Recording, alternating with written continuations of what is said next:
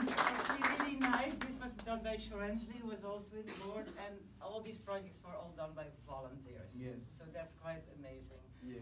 And now looking back, wow, I remember, it refreshes my memory of all what we did, you know, Yeah. and I'm really, really happy to be a part of this, from, you know, Foresee Foundation to DigiKids, to DigiTeens, DigiWorks. We had CTech, we had all the CTech conferences. Yeah. And then from And that. DigiTeens, I see DigiTeens, we yeah. have Talula present also with the St. Martin Academy. Yeah. And that was actually a little bit sad because we were almost done. Mm-hmm. We had put the whole network under the school and everywhere. Yeah. And then hurricane came. Yeah. That was so bad. Yeah. And yeah, then we had to start doing something else. Yeah, we also collaborated with other foundations for the win. We did a lot of stuff with them as well. Then came Empower. After the CTech came Empower, or? No, that was after the hurricane. We started having our food and stuff like that, and we had a drawing competition with the children, all the schools, because, you know, after the hurricane, kids go back to school, so we let them do storytelling, and we still have those nice, when you go to the Dutch representative office, you will still find the big frames with the paintings of the children. So then, after the hurricane, then it became very interesting because we already did a bunch of projects also for schools and afternoon school programs, so we did that with American money, about 15 to 20 projects. And then we figured out, like, after the hurricane, we found out with a number of people, like, hey, we don't have a network on the island. When it comes to a good network, when it comes to non-profit organizations or NGOs, CSOs, whatever you call it. So we asked around and we said, hey, maybe we can pick that up, because we want to strengthen the capacity of NGOs and connect them with each other. And especially after the hurricane, we got a lot of help, but you all remember, you know, there was some lack of logistics and who's doing what. So yeah, you laugh. Yeah. Yeah. For lack of a better word, some. Yeah. But anyways, let's not go there. But anyway. Yeah. So that was the bird of Empower, and we have people who will talk about that. And yeah, maybe we can start with that, because we have let's do that. actually 4 projects right now are going to start, and that we will continue in the second decade. Yes. So we have first our esteemed colleague, and like right and left hand, and he's not my former student, let me inform you. You still have a problem saying no. I still have a problem saying no. So we have Mr. Rajesh Chintaman. Give a round of applause. Empower, where nonprofits connect, where St. Martin nonprofits connect. And that's the idea behind ensuring that each and every single member of Empower, which is nonprofit organizations, are able to build their capacity, are able to get stronger, are able to make the kind of impact that they need to make St. Martin a better place. As Jose mentioned, we have several projects in the pipeline for our next decade. That's how we're talking about it, because we understand that St. Martin is a place where we should start thinking forward. We should start thinking, what is the sustainable impact? How are we going to make this thing work for an extended period of time? That's why next 10 years is our important 10 years. The next 10 years, we'll see projects like our continued efforts with the workshops, the trainings that we do.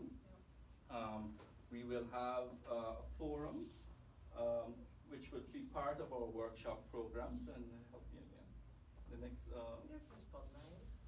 The spotlights, of course.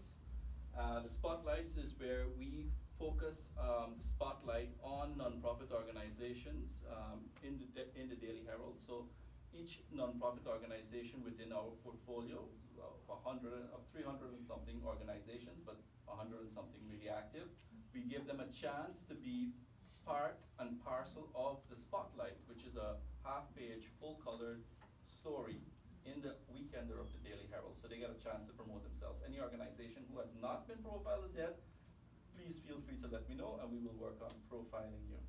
And that's the new team. Oh, and but you're going to talk about the team. You're going to talk about the team. So, because we think that it's important that diversity is part of Empower's approach, we have undertaken a task of putting together the kind of steering committee that would ensure that Empower understands the needs of nonprofit organizations. And that steering committee will be explained more by Jose. Yeah, in short, later on I will mention the names, but we would like every sector to see represented in our organization. So what we are doing, we are setting up a team of people who will support us, where the sector sports is represented, culture, poverty relief, etc., because with those persons, they can go back to their communities and get feedback. And yeah, I'm not a real activist, but I think that all of us, and with we don't have so many NGOs here today because it's hard to invite 100, but I think our mission is that it's about time that St. Martin realizes that we have a third sector, and our third sector, besides the public and the private sector, is the NGO sector. And they do so much work on the island that is often not acknowledged, and so we want to expand. So we are having a group of very nice people. We're gonna make also fun because they are all volunteers, but it's important. Yeah, so the next person that we would like to ask, that's our next project. Speaking about volunteers. Yeah, and we have a very special person because I remember that I approached, when we started Empower, I contacted Melanie Foresee because Melanie, as you all know, is very active, has her own foundation, Be the Change, did St. Martin Doet, and always very community minded. So I said, Mel, do you want to help in setting up Empower? So that's how it started. And then we kept in contact. Melanie went to SNDF, and we work a lot together. And then we decided both like, hey, we need to set up a volunteer platform. So there's Melanie, and she comes to explain that because we do that together. Hi, good evening, everybody. Hey. Excited and Ghana. So good evening, everyone. Thank you, Jose, for the introduction. It's wonderful to see everybody here tonight as we celebrate Foresee's awesome 10 years. I mean, give it up for them. Like, they really are a dynamic organization. So yeah, I'm Melanie Foresee. I'm representing tonight the St. Martin Development Fund. Together with Foresee organization, we have a really, really cool, innovative project going on known as Volunteer.sx, or as we like to call it, VSX. And in simple terms, I like to say that Volunteer.sx isn't really just a website or an online platform. It's something that is connecting individuals to lend a helping hand with organizations that really need assistance. So a lot of you guys may know, I see my girl Fleur right there. Together, we are actually approaching 10 years of St. Martin Doet, which is the largest volunteer initiative on St. Martin. And I like to say that VSX is sort of like where Doet is only 2 days a year. VSX is kind of like Doet all year round. So you have the opportunity to link up with an organization, find out what they need. I mean, people even find their board members through VSX. So it's a really, really awesome platform. And like I said before, and like Jose actually just mentioned, we have more than just the business sector and the public sector on St. Martin. We have the NPO sector. And if we look at St. Martin's one pillar economy, we know that the landscape of tourism is like changing very, very significantly. It's evolved. People are not just looking to do the sun, the sea, the shopping, the sand. People are actually looking for impactful experiences, right? So I think that Volunteer.sx is like the perfect opportunity to connect people and, you know, grow into the world of voluntourism, as we like to call it, to connect people to actual human experiences, you know? So a lot of people in this room can contribute to that with their work of NGOs, and you should all be super proud of yourselves for that. And yeah, so behind the scenes, none of this progress with Volunteer.sx could have been done without our awesome team, particularly the girls over there at Digital Island. You have Amy and Lisa here, I think. I don't know if Charlotte's here also. Raul. They're a really dynamic group of young marketing geniuses and storytellers. Together, we've created some incredible content that's propelling our platform and the NGOs to new heights, garnering much needed support from potential volunteers and the business community. And a big thanks, of course, also to the Empower team, Raj, Jose, Supa, Maki. And one more shameless plug before I end, yes. I want everyone to get ready to hear about CX3, which is the Community Corporate Challenge. That's something that we have coming up in 2024. It'll be a year-long challenge, and it will feature a range of activities supporting NGOs that are randomly matched with businesses. So I see a lot of business people in here tonight, so keep your ears open. So throughout the year of 2024, there'll be fundraising drives, community service events, innovative promotional videos that a business has to make with their match NGO. And at the end, there'll be a super fun physical gaming challenge. And that is all to figure out who is the best corporate citizen on St. Martin. So the winning business will earn that title, and the NGO will, of course, win the exposure and all of the funds raised over the course of the year for that NGO. So that's something that we're working on. We've been working tirelessly, and I hope that you'll support us in the coming years. It's a journey filled with exciting possibilities, and with your continued support, we can continue making a positive impact. So once again, cheers to Foresee for 10-year anniversary, and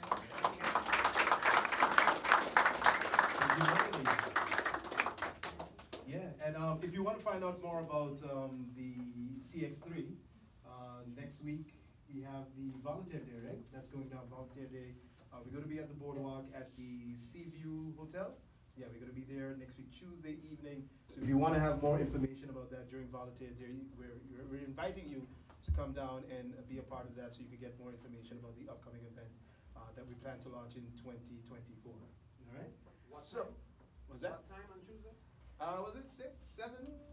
6 o'clock. 6 After o'clock. work We'll be there. hours. After work. All right, we'll have some snacks, some drinks. It's gonna be nice. It's gonna be nice. So from Empower to volunteer.sx, and now we get to Swaliti Stories, which I was a big part of, together with Alston Lawrence, who unfortunately couldn't be here this evening with us. So during the pandemic, we were all stuck at home, nothing to do, and we just had to basically wait it out. As the Prime Minister said, stop moving. So we did. But did we listen? We did not. So Jose, together with the White and Yellow Cross, I believe it was Brechia, came up with this bright idea to say, well, since we're all at home, let's find a way where we could still remain connected. And again, that's where the C comes in again, you know, the connection, the communication, collaboration, creativity, and critical thinking. And with all those 4 C's, they came up with the idea for Swaliti Stories, a way for us to keep storytelling alive so we don't lose that part of our culture, which of course we've seen diminishing over the last couple of decades. You know, we've seen monuments being destroyed and persons that our great storytellers and historians, we're losing them, you know, and then there's nothing there to preserve and keep it going because everybody is so involved in technology. And so we said, you know what, let's take that technology and still use it to kind of hold on to our culture and spread it out to the communities and the rest of the world. And that's how Swaliti Stories came about. Actually, Alston was the one that came up with the name, Swaliti Stories. So basically it's a combination of Swaliga and Walichi. So that's how Swaliti came about. So it was an idea to start off with at least 5 stories, basically, just record them again. We were in the pandemic, we were in lockdown, and a few of us had passes, so we said, let's take advantage of those passes. And we roamed the roads and we went to different studios and everything, and we secretly recorded different stories. And what was supposed to be 5 stories ended up being 10 stories. And it was such a great experience. And from 10 stories, it grew into 20 stories because now we have 2 seasons. And then we just recently launched our season 3. So now season 3 is coming soon, where we're gonna get even 10 more stories. And it can keep going and going and going. And it's so amazing that once we started to release the first, second story in season 1, everyone came to us. Everyone had their story to tell. I have a story. I remember this. Do you know Mr. Jumbale? Bing bong. I was like, okay, we could do. Yes, so everybody started to collaborate, and it was so amazing. And we have stories for days, and we could continue for many seasons going forward. Right, Jose? Mm-hmm. Yeah. So basically, that's how our Swaliti Stories came about. And it's still going, and it's going really, really strong. So for all of those that contributed to Swahili Stories, of those that heard about Swahili Stories, thank you very much for being a part of that. And we're not stopping there, because from the audio, we then move to visual. So each story also has a visual that represents it, from live action film to animation to different stories and pictures. It's amazing. We even have Dr. Sock, who was one of the storytellers in one of our seasons, who did a wonderful job. And his interpretation of how the island got split in half, it's amazing. You need to hear it. So you can always check it out. It's on our website. Go to foresee.com, and then you'll see the Swahili Stories button. You click on it. All the stories are there from season 1 and season 2. And coming soon, by the beginning of the year, the first quarter of the year, we'll start getting stories from season 3 as well. So I want to thank all the team members who are part of all the seasons, especially now we're a new team, season 3. Julia Great, she's here, she's part of that. We also have Mr. Ralph Katab, who couldn't be here today. He's also part of the Swahili Stories season 3. We have Josiane Fleming, she's also part of it. We have Raj, he's here. Claudette Forsyth, she's also part of it as well. So I want to thank everyone for being a part of Swahili Stories. And we're also coming out with the interactive ebook version of the stories as well. So that's going to be launching really soon. So season 1 and season 2, they're going to be interactive. It's basically an ebook which is free and accessible to everyone. You can access it from your phone, your tablet, computer, it doesn't matter. And the cool thing about it is everyone can contribute to the e-stories. So whatever they put into it, it's kind of like a Wikipedia for stories. So whatever they add to it, it's also there and gets updated within the link as well. So that's really, really cool about it. But we're going to hear more about it, and we're going to see it really, really soon. So look out for that. Anything else? Swahili Stories, Jose? Got it?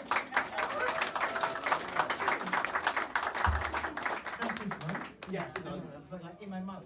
Yeah, and then the latest kid on the block, our project number 4. Couldn't say no again.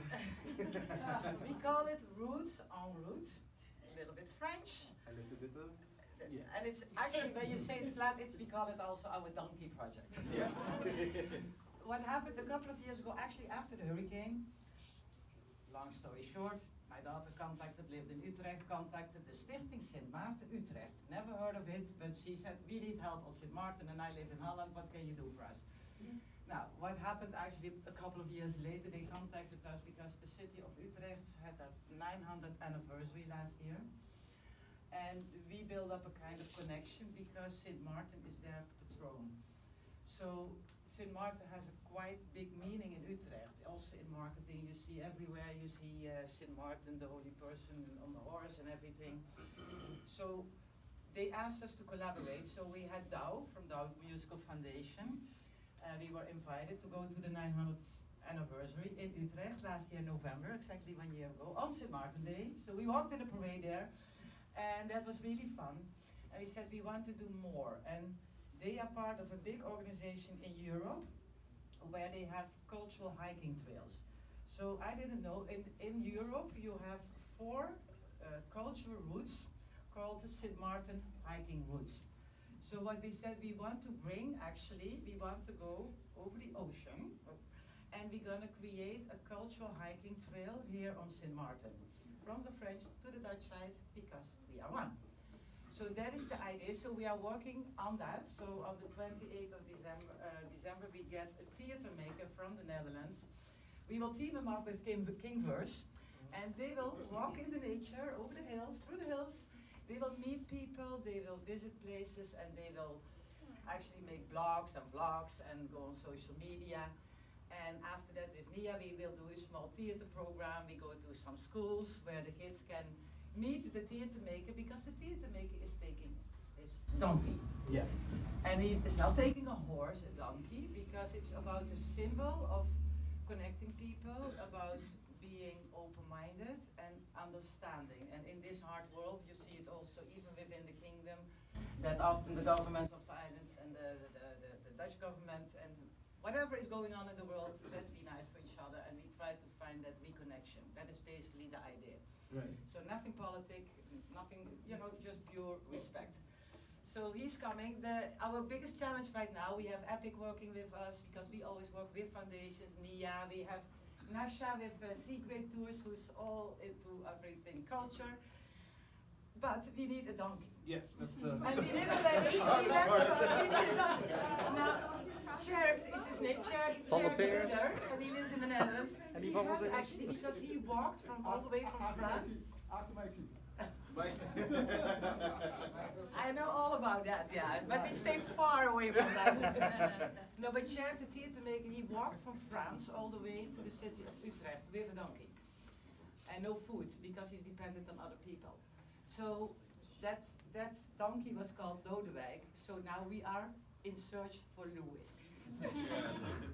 So this story will be continued in 2024.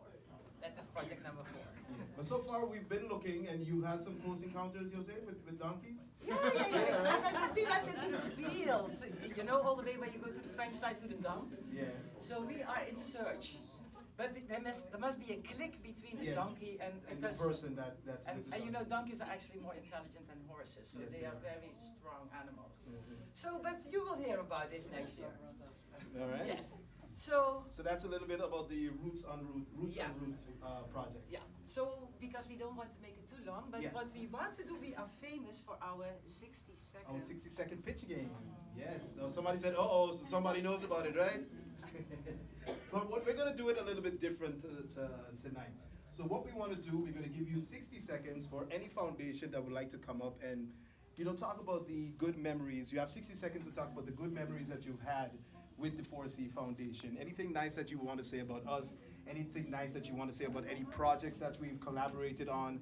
So anyone that wants to come forward, you have 60 seconds. Marcus as the, We also as have the founder. So yes. maybe we're gonna cheat. We're gonna practice, but we cheat a little bit. Yeah. So Marcus. He's the founder, so we have to be respectful. Yeah. So we're gonna give Marcus a little bit more than 60 seconds because again he was part of the co-founder. So Marcus, come on up. I run it, Marcus. You know it. You Yes, know yes, all I our do. tricks. So you have 60 seconds. Just turn the volume down. I wouldn't be able to say no, please. Good evening, everybody. I'm standing with my phone here, but anyways, that's okay. It has been a roller coaster years in positive sense. To see where we were at the beginning of the birth of Foresee Foundation up to today, November 29th, right? Who can believe 10 years went by so fast? I started without gray hair, and now we're countless. 3 crazy, though highly visionary persons thought that they could change and will change the world. As determined as they were, they pushed a baby out 10 years ago. 10 years seconds. ago. We couldn't dream that at that 10 tender years, this child has grown exceptionally. She told me I can do longer. We, the founding fathers and mom, didn't foresee such. Can I get those seconds back? We, the founding fathers and mom, didn't foresee such maturity of this theme in such a short time. These were 10 years. We are convinced that out of this foundation, many more positive projects will see lights of the day that impact not only St. Martin, but also surrounding islands. So for those who followed in our footsteps and bigged up the foundation through, of course, the years, and also for those aspiring, jump on this amazing train and let's foresee the next 10 years ahead. Thank you. 6 seconds to spare. Great job. Now, of course, we would like to invite Miss Asha Stevens here with us here this evening. And she was one of the first projects that we had with Foresee, with the DigiKids, with the first. So, Asha, we're going to give you 60 seconds. Are you ready? All right, now how can I describe such a beautiful project in 60 seconds? Yeah, we always can decide if we cheat. Yeah. All right, okay. So yes, our school that bears my name in Cahill opened in 2012. And yes, we were very fortunate to have a person like Jose that is a visionary, that's already said, but I have to say that again, because at that time we didn't know what kind of person she really was. But as the years went by, and she approached us, like after just a year or two, when school had opened, she came with this proposal, and we were dumbfounded, because she is really passionate about education. And not just education, because she has been an educator all her life here in St. Martin, and did wonderful things, but in my case, our school just happened to be a new school, and it had, the facility was really proper to start something new, and that was IT in education. And we thought, well, we have been struggling, and Mr. Marcus knows all about it. We really did our best. Is this thing working, or do I need it? Yes, yes. No, let's stop. So, okay, now I have to stop. Yeah, shall we give her 1 minute? Yes. Okay. So she came with this project, and yes, it was an American project, funded by American funds. I think it was some song, right? Wind song? Wind song. And it was just too good to be true. And of course we jumped on the train. I mean, it was wonderful. And in no time, she made it happen. All the equipments were there, and I mean, the kids were excited. And let me just leave all that sentimental stuff that happened then. But why I said visionary is very important, because who had ever thought that we would go through COVID? Our kids and our schools were totally prepared for that, not knowing that what an impact that had when we started with IT. Yeah, that's true. So that's something that I really wanted to go back and, you say you did a job with your team, of course, nobody does anything. So thank you, thank you, thank you. Thank you very much. Sorry for the bomb, Asha. Sorry for the bomb. That's good. So I think this brings us to the end of our program. I think As you have we Sok. see, everyone has. Oh no, Sok, you still want to do something, right? Oh, he's a great talker. He course. can do this. Yeah, you're great with this, I right? think we decide he gets 60 seconds. You get 60 You seconds. think I could do this in 60 Yeah, seconds? all radio hosts Oh, can do it. Press the fast. button. So I have to tell you, Jose was not my gym teacher. And, but I still can't say no to you So did you start or Supa, Yeah. because I got a phone call saying we're doing the Swalichi stories. Yeah, okay. And we'd love to have you do one of the stories, and I got the one, The Tale of the Walking People. And if it was Marvio and I, Marvio's side would have gotten bigger piece of the island than me, because something tells me a sock step and a Marvio step are not even remotely close to the same size. But the thing that was so special, Super, you made me sound like a rock star. I don't know how you did it. But the thing that was so special with this story, I did it because I wanted to tell the story that I knew as a child from coming here. I wanted to share this with my niece, who was 13. So the story lived through the entire public school system in Orange, Connecticut, by the way, back in the US. And so it continues to inspire people around the world. And the best part about it, right, is we got to share a little bit of our history. But when I get, when I'm in the little Chinese store, and the little kid comes up and says to me, "Are you the one who told that story?" To this day, it's the most rewarding thing in the world. So thank you to Foresee Yay! for making this all possible. 60 seconds. Thank you so much. Yes, And also another memory that I must share is it was during one of our, I think it was the Empower conferences. 1 minute. No. It was during one of the Empower conferences when we did something that I don't think has ever been done before. We got 5 different radio stations in all at once hosting one event. Oh, yeah. We did it right here.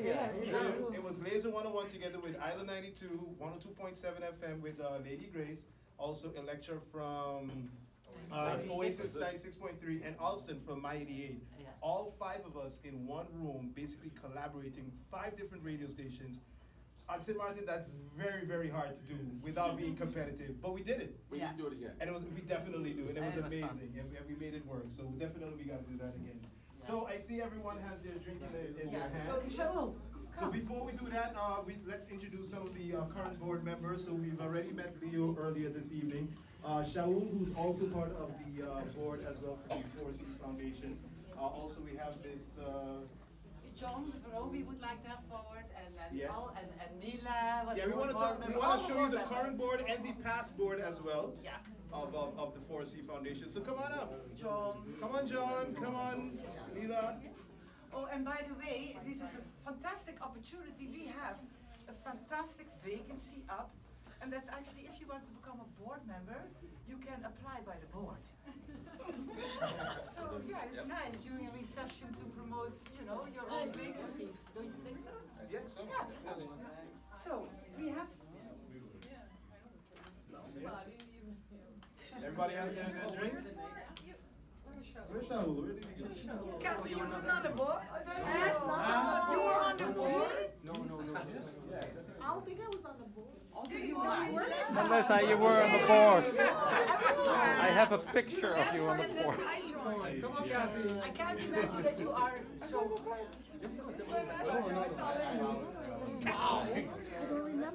So okay, you're on the board. Let's pretend.